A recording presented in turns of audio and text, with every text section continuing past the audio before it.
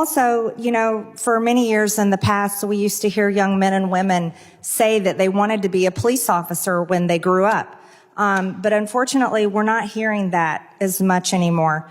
Law enforcement agencies across the country experienced a wave of retirements and departures and are struggling to recruit the next generation of police officers in the years following the BLM and Antifa riots, where we saw police attacked night after night continuously all summer.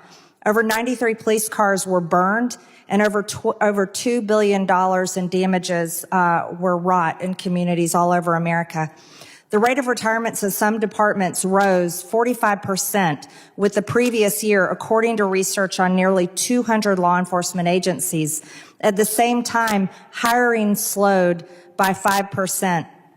The wave had come as local lawmakers and federal lawmakers pledged to enact reforms on police, such as ending the policies that give officers immunity for their actions while on duty. Studies show there has been a 44% increase in retirements and an 18% increase in resignations in police departments. In Atlanta, the department has been down 400 to 500 officers over the past 3 years. One officer who left Atlanta said, basically, we're one bullet away from death and one mistake away from indictment. So why roll the dice with my future when I can go do something else? These are the saddest statements that I think we can hear coming from police officers feeling that they're forced into retirement because no one is supporting them on the job. In their exit interviews, many of them cited the defund movement and lack of support from local elected officials as their reason for leaving their departments and leaving law enforcement completely.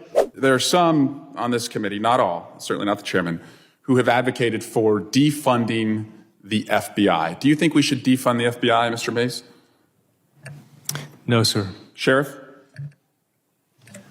No, sir. I have a son who's an FBI agent, so no. I want to keep him employed. Mr. Bullock? No, sir. And Mr. Bryant? No, sir. So I just want to have some real talk with you all and some of my colleagues because I'm the son of a cop. My brothers are cops. I was a prosecutor. Law enforcement for our family is not a career, it's a way of life.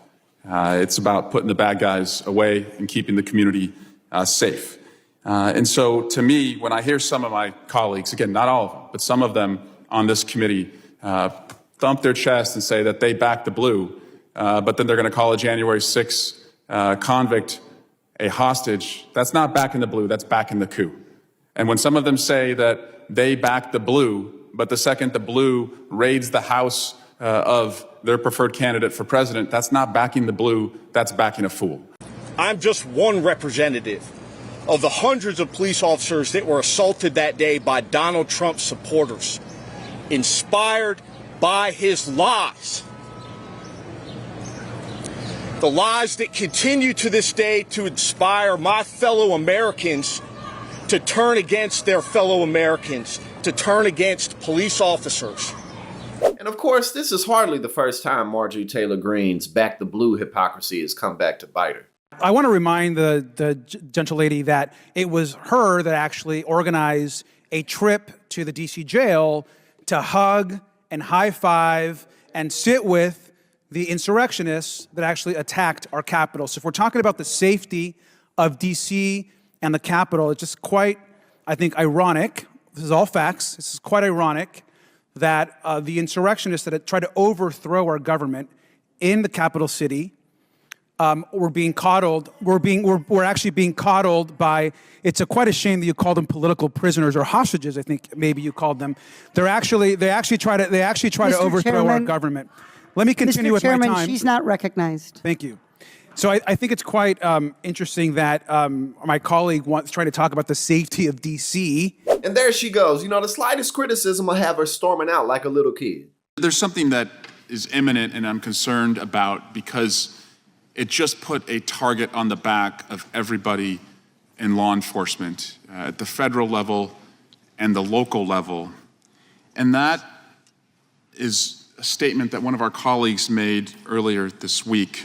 And we have jurisdiction over the FBI as well as the ATF. But Marjorie Taylor Greene of Georgia said the Biden DOJ and FBI were planning to assassinate President Trump and gave the green light.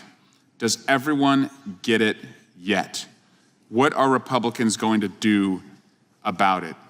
This is quite a concerning statement from an elected member of Congress, because this false statement creates the pretext for violence.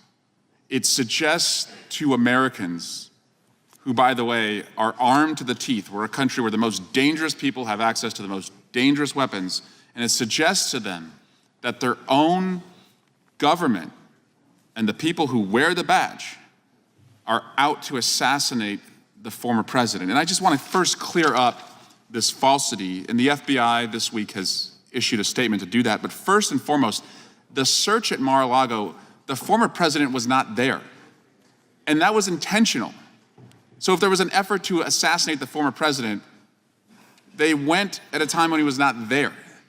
Second, the former president was actually treated better than most people during a raid, because the FBI didn't go in with their raid jackets. They wore polo shirts to show a little bit of respect to the former president and not make it a raid-like environment. Third, standard use of force procedures were followed during that search, as they were followed in every search, including, fourth, the same search procedures and use of force policy that was used to retrieve documents at President Biden's Delaware residence. This is a pretext for violence, and I will yield to any of my colleagues who will join me in condemning it. I will yield to any colleague who will condemn the suggestion by Marjorie Taylor Greene that the FBI was out to assassinate former President Trump. Please condemn it. And now we got Republicans, including Marjorie Taylor Greene, going around saying that the Biden DOJ was attempting to assassinate President Trump, even though pretty much every single FBI raid includes rights to shoot. I mean, what police officer do you know that doesn't have the right to shoot? And whether it's to protect their life or because they're going to end up saying it was to protect their life. Like, get out of here, man. Like, that is an egregious claim to make, but that's where we are in this country. That's where we're at. And that's not to say that the Biden administration isn't guilty of many, many, many sins, but not stuff like that. Like, you can't just go around making claims like that. But that's like serious defamation. You know, you got this going all over the place, but again, where we're at.